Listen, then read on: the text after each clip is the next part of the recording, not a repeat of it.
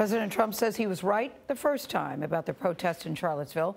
His renewed criticism of both sides is drawing an avalanche of condemnation. In a fiery exchange with reporters at Trump Tower yesterday, the president backed off of Monday's statement denouncing white supremacist groups. Instead, he repeated his original response from Saturday and asked whether left-wing counter-demonstrations, quote, have any semblance of guilt. Many lawmakers, including leading Republicans, quickly condemned his comments.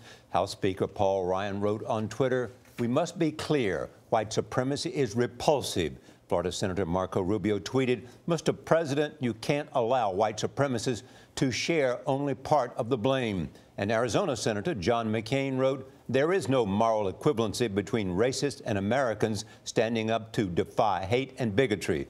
The President of the United States should say so."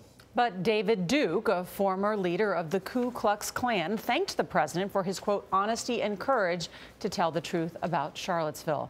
Margaret Brennan is here in Studio 57. She was at Trump Tower yesterday trying to get a question to the president, and he was lobbing one back at you. Margaret, good morning. Good morning. Well, President Trump's remarks caught all the senior officials by surprise as he put himself in the politically complicated position of appearing to defend the alt-right, a coalition of conservative and fringe groups that back a white nationalist agenda. I think there's blame on both sides, and I have no doubt about it. In a tense exchange with reporters, a frustrated President Trump lashed out, doubling down on his initial equivocal statement that both sides were to blame for Charlottesville violence. You had a group on one side that was bad, and you had a group on the other side that was also very violent. And nobody wants to say that. Growing increasingly combative with the press, Mr. Trump appeared to defend the white nationalist groups that organized the Unite the Right rally. I've condemned neo-Nazis. I've condemned many different groups, but not all of those people were neo-Nazis, believe me. Not all of those people were white supremacists. The president said the dispute centered on the removal of a Confederate statue. So, this week it's Robert E. Lee. I noticed that Stonewall Jackson's coming down. I wonder, is it George Washington next week, and is it Thomas Jefferson the week after? But the president's frustration broke through when we asked about Republican Senator John McCain's call for him to denounce attacks by the alt-right on White House staff. You mean Senator McCain, who voted against us getting good health care? And he went on to say those on the far left and the alt-right are equally at fault. Senator McCain defined them as the same group. Okay, what about the alt-left that came charging at him? Excuse me. What about the alt-left that came charging at the, as you say, the alt-right?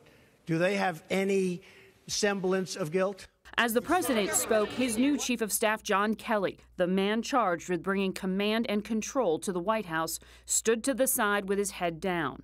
The limits to Kelly's ability to keep the president on message were laid bare as Mr. Trump defended his original statement on Saturday's rally. In fact, I brought it.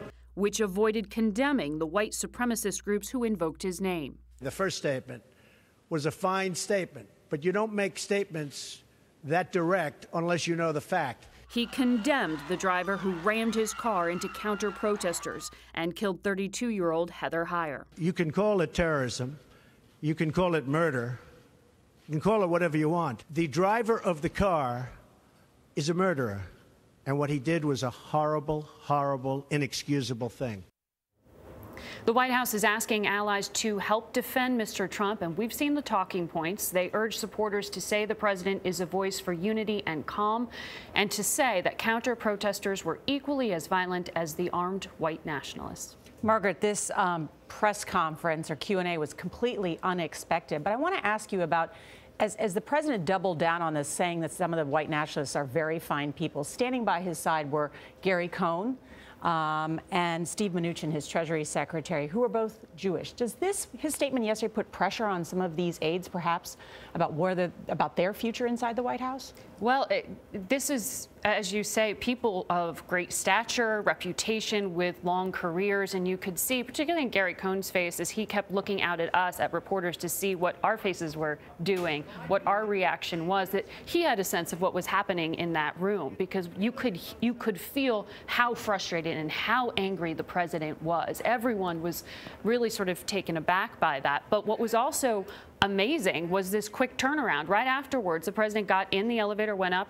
Elaine Chao, his transportation secretary, and Gary Cohn came right back down and tried to answer questions about infrastructure.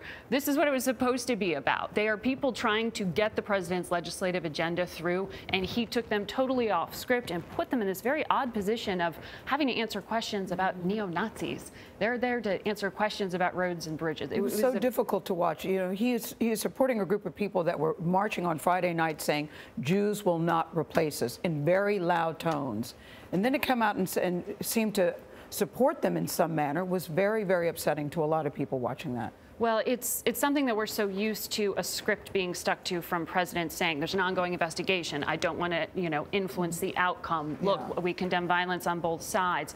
But as you say, this particular set of issues is just so inflammatory that to go off script carries a lot of danger with it.